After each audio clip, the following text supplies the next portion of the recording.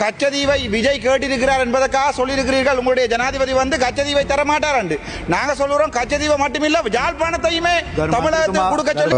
கௌரவ சபாநாயகர் அவர்களே, முதலாக எங்களுடைய தமிழ் மக்களுடைய இதயத்தை கவர்ந்த தமிழ்நாட்டு முதலமைச்சர் விஜய் அவர்களுக்கு இலங்கை தமிழன் அடக்கப்பட்ட தமிழன் என்ற ஒரு தமிழ் குரலாக பாராட்டுகளை தெரிவித்துக் கொண்டு, முக்கியமாக கதைக்க வேண்டிய விடயம் இந்த மின்சார தடை.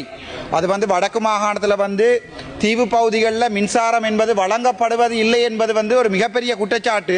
அண்மைய தினங்களில் நான் நெடுந்தீவு அல்லது டெல்பிக்கு பயணித்த போது அங்கே பாதிக்கு பாதி மக்களுக்கு மின்சாரம் இல்லை. ஒரு கிழமையில கிட்டத்தட்ட 7 நாட்கள்ல 5 நாட்கள் மின்சாரம் இல்லை.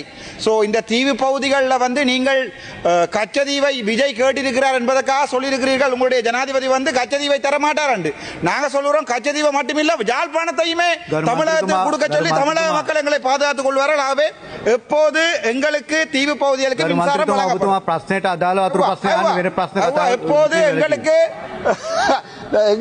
எங்களுக்கு மின்சார தீவு பகுதிகளுக்கு வழங்கப்படும். அவ்வளவுதான்.